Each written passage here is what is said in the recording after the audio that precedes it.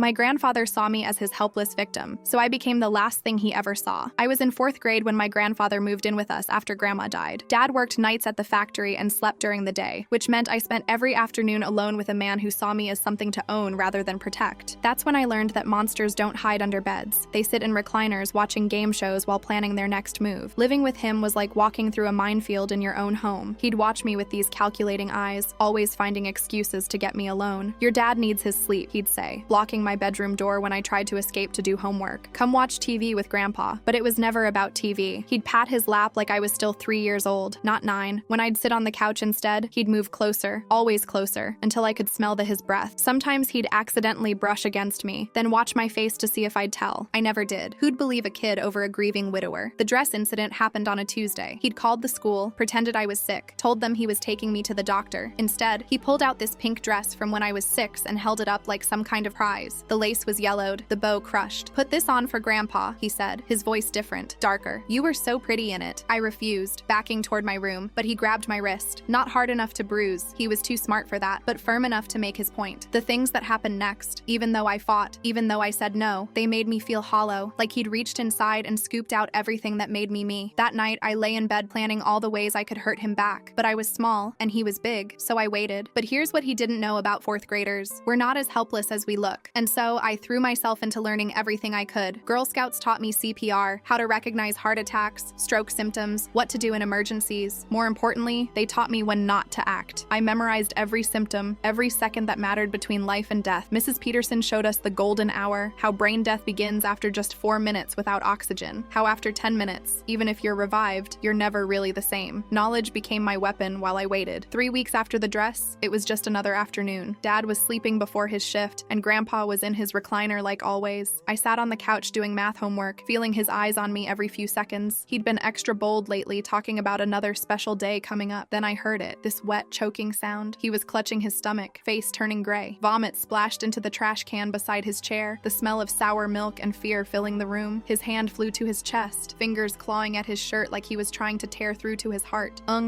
Was all he could manage, eyes wide with panic, looking straight at me. I knew exactly what was happening. Mrs. Peterson had demonstrated the signs just last week at our troop meeting. Chest pain, difficulty breathing, that distinctive gray pallor, the way his left arm had gone limp. Classic heart attack. Textbook, really. I should have jumped up, called 911, and started chest compressions. That's what good girls do. That's what Girl Scouts do. Instead, I set down my pencil and smiled. Not a big smile, just a small one, the same one he used to give me when Dad wasn't looking. I folded my hands in my lap and watched. His eyes got wider, more desperate. The vein in his forehead bulged purple. He tried to reach for the phone on the side table, but I grabbed it away. I could see him trying to scream for my dad, but only those pathetic sounds came out, each one weaker than the last. The power in the room had shifted. He wasn't the monster anymore, just a dying old man begging for help from the one person who had every reason to let him die. I counted in my head as his face went from gray to blue. 3 minutes in, his movements got weaker and more erratic. 4 minutes passed by, the magic number where real damage began. 5. His eyes started rolling back, showing the whites like a broken doll. 7 minutes in, only when he slumped completely unconscious, when his chest barely moved and I was sure it was too late for anything meaningful to be done, did I run to Dad's room. Dad,